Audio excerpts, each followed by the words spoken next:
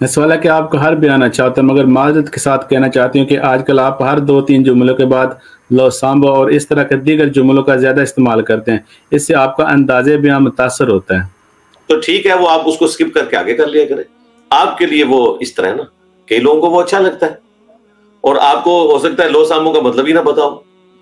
یہ پنجابی میں کہا جاتا ہے لو سنبھالو، یہ لو میری دلیل، ٹھیک ہے، تو یہ ہم کرتے ہیں۔ انداز کے اوپر تو کسی کے اوپر کوئی قدر نہیں ہو سکتی۔ اگر میں آپ کو اب پھر ایسی بات بتاؤں کہ صحابہ کرام تو یہ محاورے استعمال کرتے تھے، تیری ماں تجھے روئے، بخاری مسلم میں موجود ہے، اب مجھے بتائیں، یہ میں تو بڑا سافٹ جملہ بول رہا ہوں، لو سنبھالو میری دلیل، اور ابن عباس کہہ رہے ہیں تیری ماں تجھے روئے، تو مر جائے یعنی تیری ماں تجھے روئے، تو محاورتاً بولتے تھے۔ ایسے عجیب و غریب عرب کے محاورے ہیں کہ وہ آپ کے کانوں سے دھواں نکالیں گے، وہ صحابہ کرام استعمال کرتے تھے، تو آپ انہیں کیا بد اخلاقی پہ مبنی کہیں گے؟ تو یہ ان چیزوں سے باہر نکلیں، کوئی چیز بد اخلاقی نہیں ہوتی ہے جب تک کہ لٹریچر کی زبان میں اسے بد اخلاقی ڈکلیئر نہ کیا جائے۔ وہ آپ کا اپنا ظرف ہے کہ اگر میں پنجابی کے الفاظ بھی بولتا ہوں، انگلش بھی بولتا ہوں، کیونکہ میں نے ہر طرح کی آڈینس کو اٹریکٹ کرنا ہے، اس کے لیے میں نے کوئی صرف ایک پڑھی لکھی آڈینس والی گفتگو نہیں کرنی، میں نے ایک عام بندے کے لیول کی بھی گفتگو کرنی۔ یہی تو اعتراض قرآن کے اوپر بھی کیا تھا نا کافروں نے، کہ اللہ اتنی بڑی ہستی ہے، یہ مکڑی کی اور مکھی کی مثالیں کیوں بیان کر رہا ہے؟ تو اللہ نے کہا مجھے تو اس بات سے کوئی حیا نہیں آتی، میں مچھر کی مثال بھی بیان کروں یا اس سے بھی کوئی کسی حقیر چیز کی، کیونکہ مقصد تو بات سمجھانا ہے، تو بات سمجھانے کے لیے بعض اوقات کسی کو توجہ دلانے کے لیے اس طرح کا طریقہ اڈاپٹ کرنا پڑتا ہے۔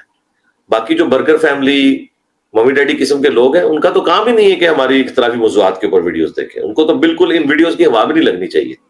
وہ چپ کر کے ہدایہ وکٹری چینل کے اوپر جائیں، ہدایہ پورٹل چینل پہ جائیں، صحابہ کرام کے واقعات دیکھیں، قرآن کی میری تفسیر دیکھیں، وہ والے دیکھیں۔ اختلافی موضوعات آپ کو دیکھنے نہیں چاہیے جب آپ میں حوصلہ ہی نہیں ہے اختلاف سننے کا۔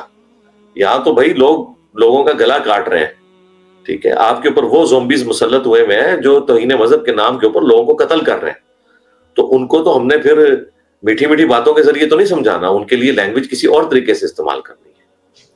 تو یہ آپ کے لیے ہے بھی نہیں ہے، آپ لوگ وہ چیزیں دیکھیں جو آپ سے ریلیٹڈ ہیں۔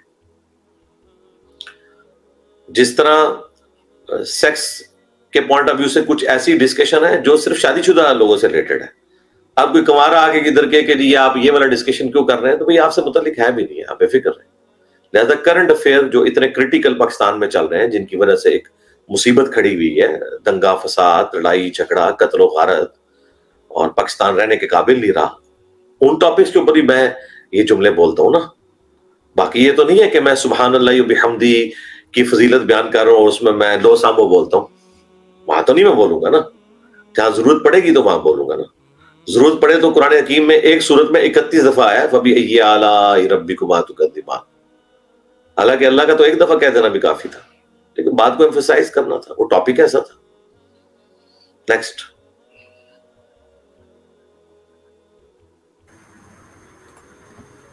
یہ سوال ہے کہ اگر تھکان کی وجہ سے نیت ایک وطر پڑھنے کی اور دوران وطر ہی نیت 3 پڑھنے کی ہو جائے اور 3 ہی پڑھ لیے تو کتنے شمار ہوں گے؟ جی 3 ہی ہوں گے شمار۔ یہ فرض کے لیے زیادہ ایشو ہے، نفلی نمازوں کا کوئی مسئلہ نہیں ہے۔ آپ نے ایک کی نیت کی، بیچ میں 3 کا موڈ بن گیا، آپ 3 کر لیں، کوئی فرق نہیں پڑتا۔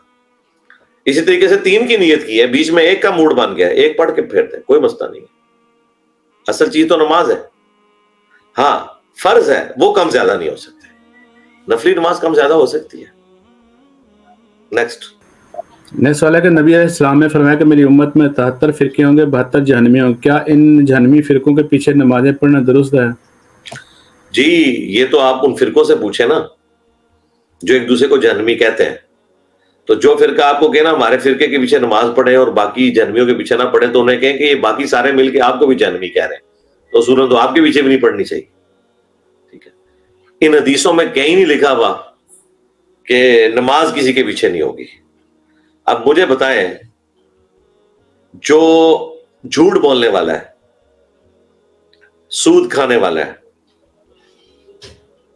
گالی دینے والا ہے، یہ سارے وہ اعمال ہیں جو جہنم میں لے جانے والے اعمال ہیں، لیکن اس طرح کی وہ حرکتیں کرتا ہے، اس کے بعد نماز تو ہو جائے گی، اس کی آخرت کا معاملہ اللہ کے سپرد ہے۔ نماز کے لیے یہ نہیں دیکھا جائے گا کہ وہ گمراہ ہے یا اس کے عقیدے کیا ہے، یہ دیکھا جائے گا وہ مسلمان ہے کہ نہیں۔ باقی اس کے باقی کمزوریاں اللہ کے سپرد ہیں. اس مقدمے کو سمجھنے کے لیے آپ میری ویڈیو دیکھیں، شرک والے نماز، امام کے پیچھے نماز.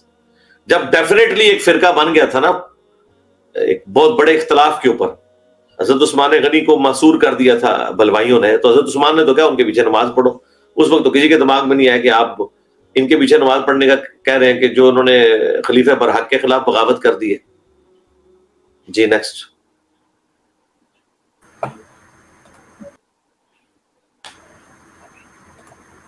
نیکسٹ سوال ہے کہ اس کی کیا وجہ ہے کہ ہمارا ملک میں اسلامک بینکنگ، اسلامک ڈیموکریسی تو ہے لیکن اسلامک لا نہیں ہے.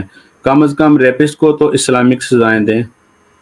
جی ہونی چاہیے، ہم آپ کے ساتھ ہیں، ہم تو اس چیز کو بیان کرتے ہیں. اور دیکھیں یہ جو زینب قتل کیس ہوا تھا تو اس میں سزائے موت ہوئی تھی اس کو، عمران کو. وہ جو نعت خان تھا وہاں کا، اس کو سزائے موت ہوئی تھی. سب سے سپیڈی ٹرائل اس کا ہوا تھا، سزا تو ملی تھی اسے. جی نیکسٹ. جی ابھی ٹائم ہوگا 1.5 گھنٹہ پہ. سبحانک اللہم وبحمدک اشہد ان لا الہ الا انت استغفرک واتوب الیک وما علینا الا البلاغ المبین. جزاکم اللہ خیر. جزاک اللہ. السلام علیکم ورحمۃ اللہ وبرکاتہ.